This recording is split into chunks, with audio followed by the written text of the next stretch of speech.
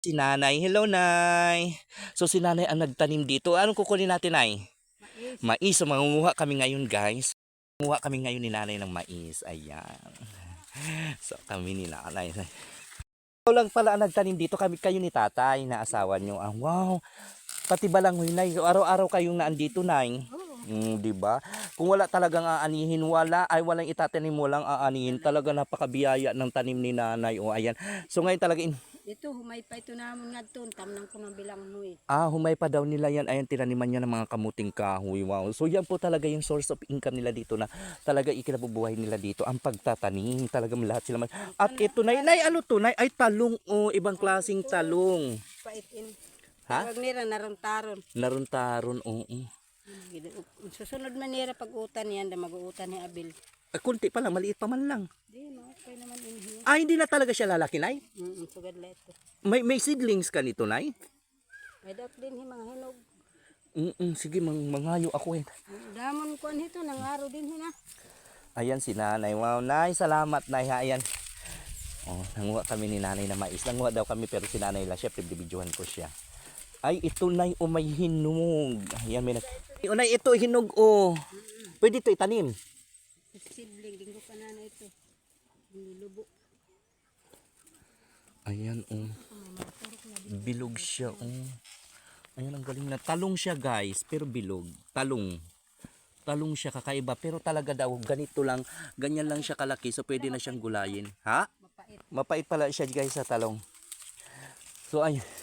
Tawag ito din nila ko. So, araw-araw kayo nandito, nay. Nasipag naman ni nanay. Nay, salamat ha. Dinala mo kami dito. Aray. Salamat na nagpakanhi kaliya. Oo. Ayan. Pag kami ni nanay ng. Sige lang, nay. Oh. Si nanay ang maglalagay naman dito. Yan, yan. Ako ang iyong ano, nay. Ako ang iyong kakampi. Susulit na sulit yung pagpunta namin, guys, kahit gaano kadulas. Kaya lang ngayon kasi medyo madulas dahil maulan. Pero pag maaraw daw, talaga naman maganda panahon. Ang sarap umakyat dito. Kasi si nanay araw-araw siya dito. So nagtatanim siya lagi ng balanghoy. So ayan, sasama natin. Sa kadla may nangaro bilang huy. Oh, so yan. Meron daw humingi ng balanghoy. So binigyan daw ni nanay. Pero nay, susunod pa ba ako dyan? Sige lang, nay. So, yay. Oo. Sige. So yun lang nga. Wait lang. Dahil si nanay sana andun na. Sanay na kasi patagilid. So ako naman makadaan. So dadaan tayo dito sa baba. Yan. Ayan. So dito tayo sa baba dadaan. Ayan. Kasi nga manguha kami ni nanay ng balanghoy. Ayan. Ayan. Okay, nanay. Ayan. Pinuha nanay yung bulong.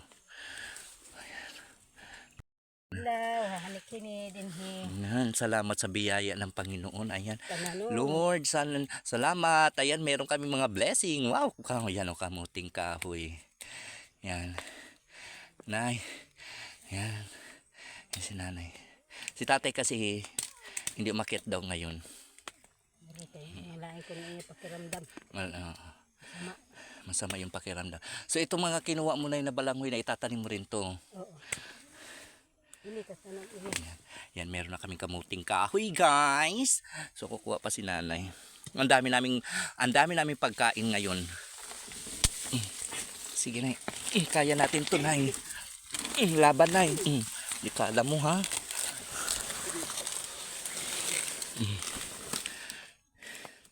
Uy, maraming langgam.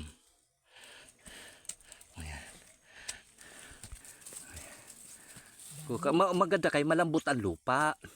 So talagang madali lang pag-akad kaya lang no.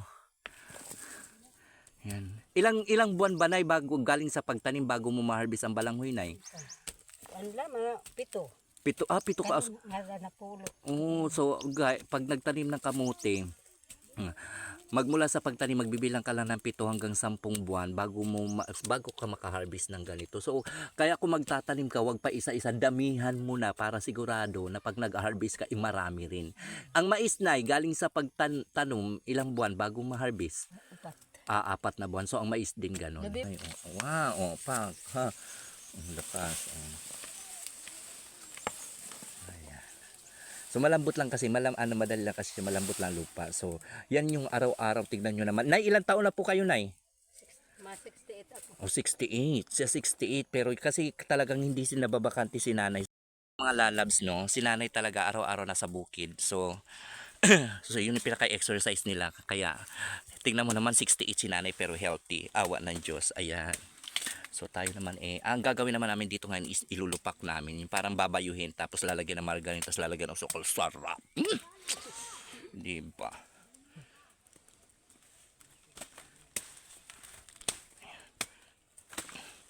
So ayan. Ganito po kami dito sa bukid. Kanila nga ni duha. Natutuong kami sa duha ka bugos nga bilang hoy. Oo, no, ano nyo na. Kumbaga, pagkain nyo na. So yan. Nay, sana no, pagbalik ko dito, Nay, Saan ko ang babalik? bibilhan kita ng gatas, Anlin. Para ano, may energy.